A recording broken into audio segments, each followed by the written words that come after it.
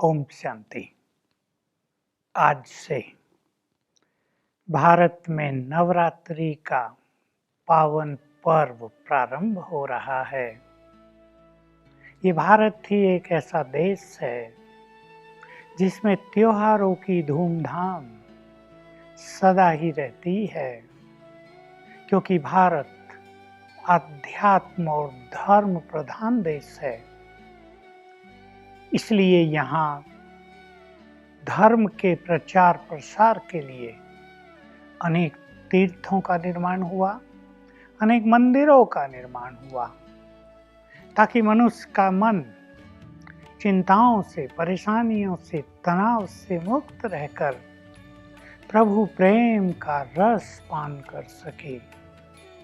ऐसे ही ये भारत का बहुत प्रसिद्ध नवरात्रि का त्योहार, जिसमें सारा ही देश भक्तिमय हो जाता है। हिंदू धर्म से जुड़े हुए अनेक लोग व्रत नियमों का पालन करते हैं। देवियों की पूजा आराधना होती है, देवियों के मंदिर सजाए जाते हैं। और बंगाल में तो देवियां ही देवियां, भिन्न भिन्न तरह की देवियां चारों ओर दृष्टिगोचर होती हैं। रात्रि का दृश्य तो अति मनमोहक होता है। भीड़ लगी रहती है पैदल चलने वालों की, जहां तहां देवियों के पंडाल सजाए जाते हैं।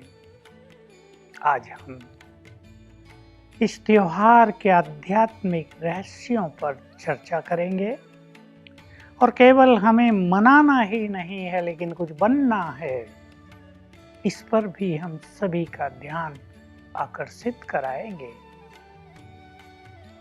नव देवियां सजाई जाती हैं। 9 पवित्र देवी जो सभी की मनोकामनाएं पूर्ण करने वाली हैं। यूं तो सारा वर्ष उनकी पूजा आराधना होती है, परंतु इन दिनों का ही महत्व क्यों? इसके बाद आता है दशहरा। देखिए, 9 के बाद 10, दशहरा 10 को हरने वाला। उससे पहले 9 दशहरे को विजयदशमी भी कहते हैं। तो क्या रहस्य हैं इनके? कहाँ से जुड़े हुए हैं ये सब त्योहार? कब से प्रारंभ हुए हमारे इस महान देश में? क्यों ये परंपराएं विकसित हो गई? चारों युगों में सर्वश्रेष्ठ घटना तब घटती है जब इस सृष्टि का नियंता, ज्ञान का सागर, इस सृष्टि का बीज, क्रिएटर, रचयिता, पतितों को पावन बनाने के लिए, मनुष्यों को सत्य ज्ञान देने के लिए अपना धाम छोड़कर इस धरा पर अवतरित होते हैं। वे ब्रह्मा तन का आधार लेकर सबको ज्ञान देते हैं, दिव्य अनुभूतियां कराते हैं, राजयोग सिखाते हैं। राजयोग का अर्थ है मेरे से कैसे जुड़ो, उससे जुड़ना क्यों जरूरी है, इसकी हम थोड़ी सी झलक, थोड़ा सा गुह्य रहस्य आपके समक्ष प्रस्तुत करेंगे। परंतु उनसे जुड़ने वालों में नारी शक्ति बहुत ज्यादा संख्या में होती हैं। यहाँ तो पुरुष भी आते हैं, पर नारियां विशेष रूप से अपने जीवन को पवित्र बनाकर उनसे योग युक्त होकर शिव शक्तियां बन जाती हैं। माया के सभी विकारों पर विजय प्राप्त कर लेती हैं। यही शिव शक्तियां, यही नारी शक्तियां भगवान को उसके युग परिवर्तन के कार्यों में अत्यधिक मदद करती हैं। ये अपना सर्वस्व स्वाहा कर देती हैं उस पर, और उसकी आज्ञाओं का पालन करके अपने को आध्यात्म के सर्वोच्च शिखर पर ले जाती हैं।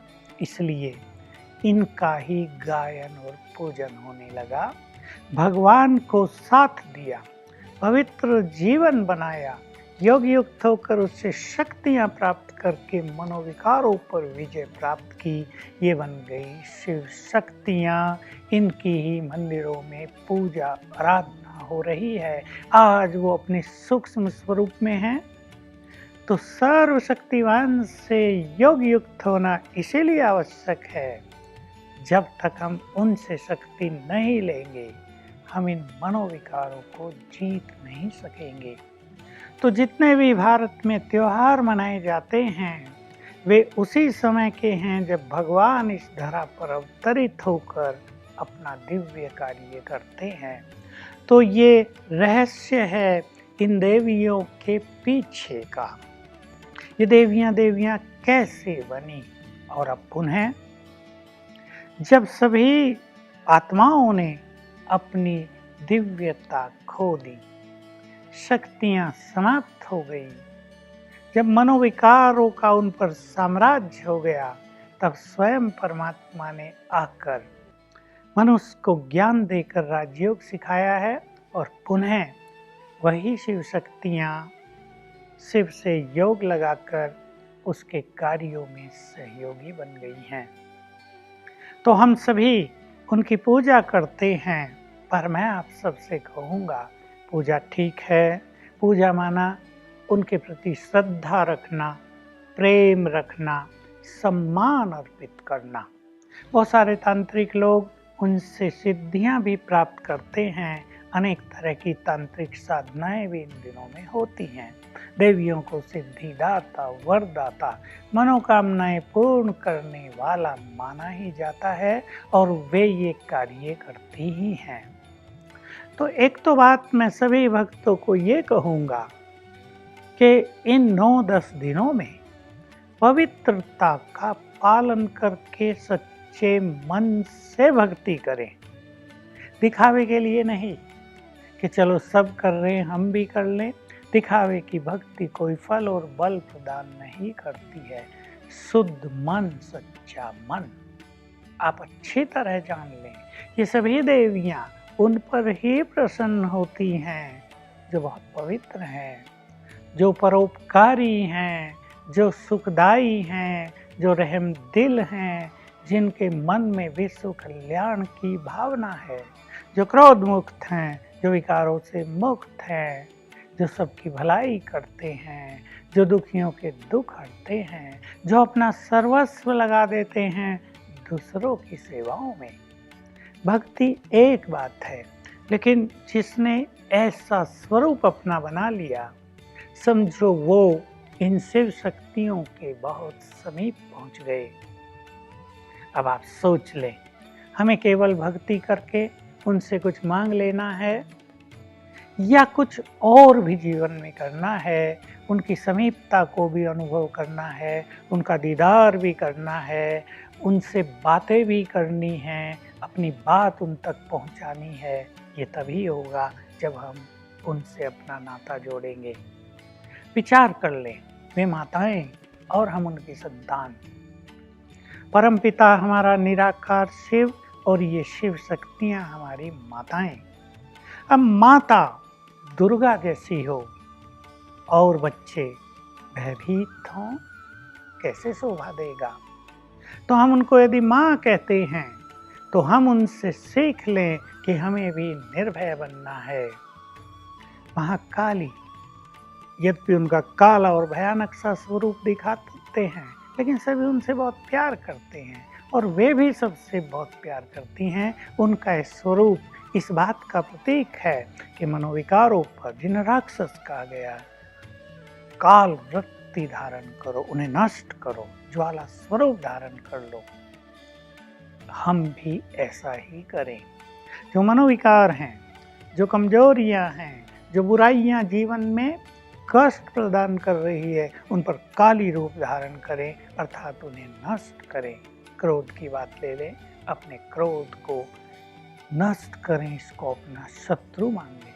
संतोषी माँ हमारी माँ है और हम असंतुष्ट, तो हम संतुष्ट बने, उसे सीख लें। वो भी संतोषी माँ क्यों प्रसिद्ध हुई? क्योंकि उसने ईश्वरीय प्राप्तियों के द्वारा स्वयं को पूरी तरह से संतुष्ट कर दिया।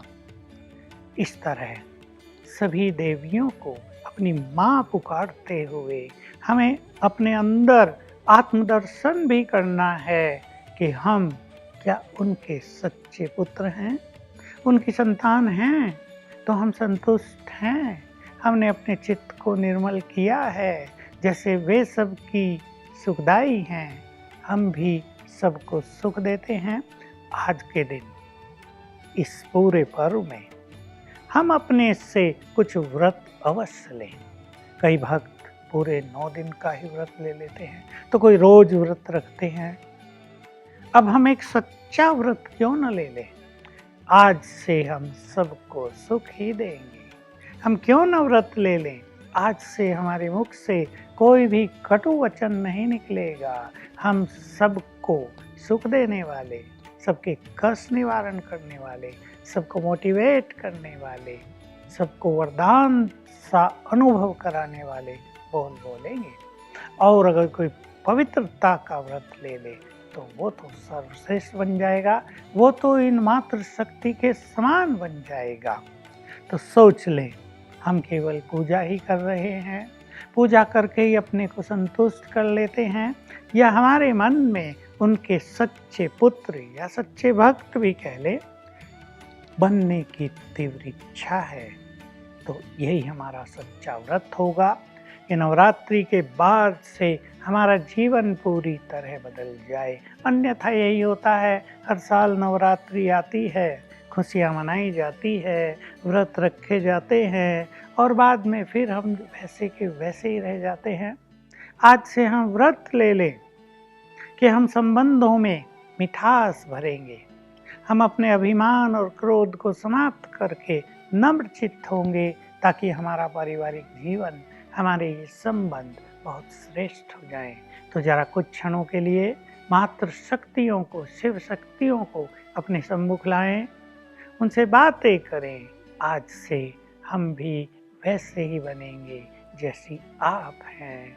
आप ममतामयी हैं, आप रहमदिल हैं, आप परोपकारी हैं, आप सुखदाई हैं, आप संपूर्ण पवित्र हैं। हम भी इनमें से कम 1-2 दैवी गुण तो अपने जीवन में अवश्य धारण करेंगे। यदि आप ऐसा करेंगे तो आपकी नवरात्रि बहुत सफल हो जाएगी, देवियाँ आप पर प्रसन्न होंगी और छोटी मोटी मनोकामनाएं तो वे वैसे ही पूर्ण कर देंगी। तो नवरात्रि आप सभी के लिए शुभ हो। ये पर्व जो हर वर्ष आता है, जिसको हम वेलकम करते हैं, ये आप सभी के लिए कल्याणकारी हो। आप सभी सफलता के मार्ग पर आगे बढ़ें, आपकी सर्व मनोकामनाएं पूर्ण हो।